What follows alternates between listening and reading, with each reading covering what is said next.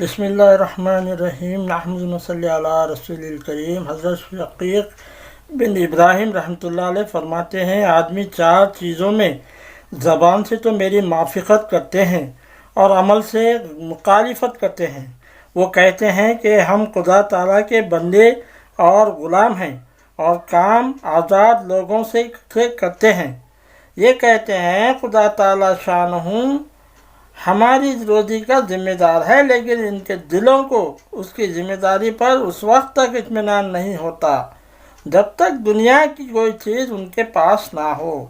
یہ کہتے ہیں کہ آخرت دنیا سے افضل ہے، لیکن دنیا کے لیے مال جمع کرنے کی فکر میں ہر وقت لگے رہتے ہیں،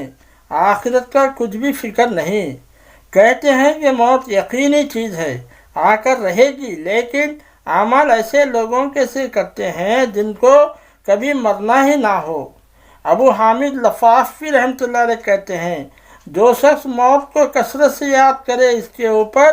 تین چیزوں کا اکرام ہوتا ہے۔ توبہ جلدی نصیب ہوتی ہے، مال میں قناعت میسر ہوتی ہے اور عبادت میں نشاط اور دل بستگی پیدا ہوتی ہے۔ جو شخص موت سے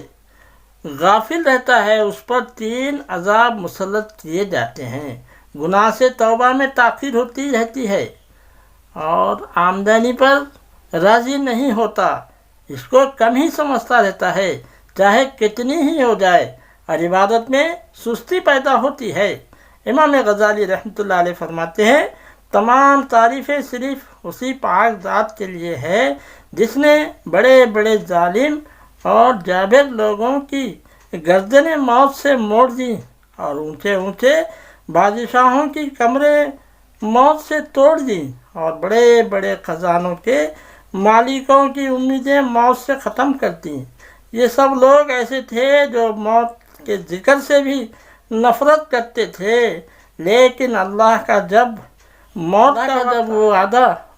کا وقت آیا تو ان کے گڑھے میں ڈال دیا اور اونچے محلوں سے زمین کے نیچے پہنچا دیا، اور بجلی اور قمیخوں کی روشنی میں نرم بستروں سے خبر کے اندھیروں میں پہنچا دیا۔ غلاموں کو اور باندیوں سے کھیلنے کے بجائے زمین کے کیڑوں میں پھنس گئے، اور اچھے اچھے کھانے پینے میں لطف اٹھانے کے بجائے خاک میں لوٹنے لگے، اور دوستوں کی مجلسوں کے بجائے تنہائی کی وحشت میں گرفتار ہو گئے۔ بس کیا ان لوگوں نے کسی مصیبت خلے کے ذریعے موت سے اپنی حفاظت کر لی یا اس سے بچنے کے لیے کوئی دوسرا ذریعہ اختیار کر لیا؟ بس وہ ذات پاک ہے جس کے قہر اور غلبے میں کوئی دوسرا شریک نہیں، اور ہمیشہ رہنے کے لیے صرف اسی کی تنہا ذات ہے، کوئی اس کا مثل نہیں۔ بس جب موت ہر شخص کو پیش آنے والی ہے اور مٹی میں جا کر ملنا ہے اور قبر کے کیڑوں کا ساتھی بننا ہے اور منکر نکر کے سابقہ پڑھنا ہے اور زمین کے نیچے مدتوں رہنا ہے، اور وہی بہت طویل زمانے تک ٹھکانا ہے، اور پھر قیامت کا سخت منظر دیکھنا ہے، اور اس کے بعد معلوم نہیں کہ جنت میں جانا ہے یا دوزخ ٹھکانا ہے۔ تو نہایت ضروری ہے کہ موت کا فکر ہر وقت آدمی پر مسلط رہے، اسی کے ذکر و تذکرے کا مشغولہ رہے، اس کی تیاری میں ہر وقت مشغول رہے، اسی کا اہتمام ہر چیز پر غالب رہے، اور اس کی آمد کا ہر وقت انتظار رہے۔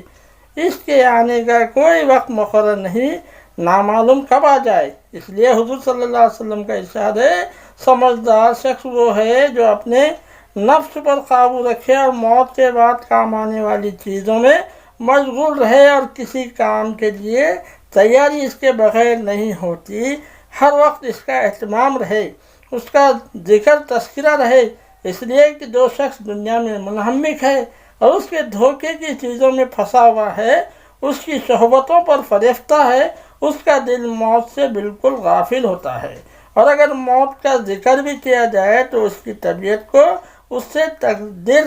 اور راحت ہوتی ہے. اسی کو حق تعالی شان و ارشاد فرماتے ہیں اما تردون الی عالم الغیب والشہادۃ فینبئکم بما کنتم تعملون. آپ ان سے کہہ دیجئے جس موت سے تم بھاگتے ہو وہ تم کو آ پکڑے گی، پھر تم اس پاک پوشیدہ اور ظاہری بات کو جاننے والی ہے، پھر وہ تم کو تمہارے سب کیے ہوئے کام بتا دے گی.